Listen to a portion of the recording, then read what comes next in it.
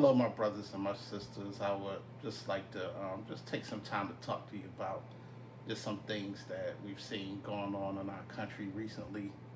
And if you've been following the news this past week or so, even the past few months, we've seen some things that were very upsetting, very disturbing. As I began to think about these things, I thought about a verse in the Bible that Reverend Dr. Martin Luther King quoted a lot, as well as a lot of other people that have done a lot of work in social justice. And it's from the book of Amos, chapter 5, verse number 24.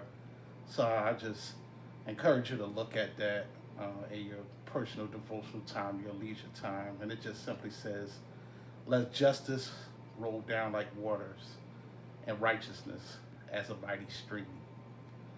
And that's something that we've been talking about a lot in this country for the past few months and even more so for the past week. Just the whole notion of justice, as we've seen injustice in the African American community, where we've seen the deaths of people like Ahmaud Arbery, Breonna Taylor, and recently George Floyd. And as I and many of you have seen the footage of like all of this stuff that has transpired, just the last few days looking at the footage of what happened when George Floyd was arrested, and then as we saw him on the ground with handcuffs behind his back with a police officer by the name of Derek Chauvin with his knee on his neck, where people were pleading with the officer to let him go. And we saw George Floyd saying that he couldn't breathe and was pleading. And depending on who you listen to, the officer was on his neck for 7 to 8 minutes. And we saw George Floyd lose his life. And as I watched the footage, it was very disturbing. And I thought, what a horrible way to die, where you're in a defenseless position with your hands behind your back, and someone that's a pretty big guy putting his weight on your neck all the way until you breathe your last breath, and you die right there on the streets like an animal.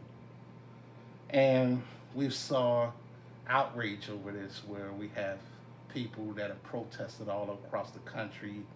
We've seen rioting, we've seen looting, we've seen buildings being burned, we've seen businesses being destroyed. And then we've also seen our president refer to the people that were rioting and protesting as thugs.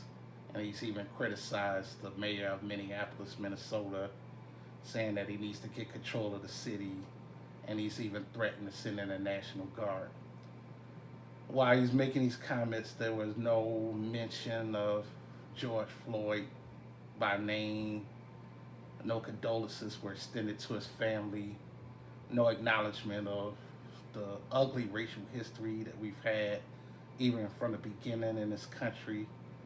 It was no acknowledging the hurt and the pain that people feel watching all of this racial injustice, this police brutality happen again and again right before our very eyes. And there was no pledge to do anything to make things right.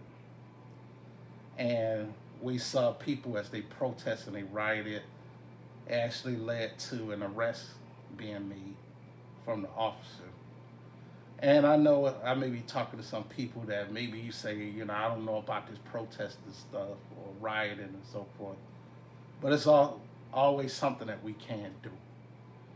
So a few things that we can do is vote. And I've seen a lot of people protest or be upset, but when it's time to vote, they didn't get out and vote. And one thing we could do, we can exercise our right to vote. And we have the power to vote out people that stand for injustice. And we have the power to vote in people that will stand and do the right thing. We also can do things like making sure we take the census, which is something that I've encouraged people to do, and that we may be counted, that we may get the resources we need in our communities. We also can reach out to our elected officials. We could call, we could email, We can send letters. Do whatever we can to make our voices heard, to let them know that we won't stand for injustice. We can also work alongside of organizations that stand for social justice. We can all do something. One thing we can't do is we can't remain silent. And that our silence is what's killing us. And as long as we stay silent, as long as we don't do anything, nothing will ever change. So I just encourage you, my brothers and my sisters, to go out and make sure you do something. And this whole pandemic and all the things that have gone on in the midst of the pandemic, things have slowed down and shut down, but it's given me a chance to reassess and given me a chance to be reinvigorated and be refocused on doing things to uplift people.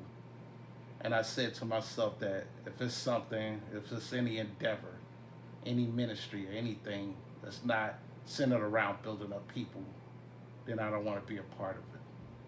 So let us make that pledge. Let us dedicate the rest of our lives to uplifting people, to making sure that justice prevails in this country. That's all I got to say. I pray that you have a blessed one. Peace, my brothers and my sisters.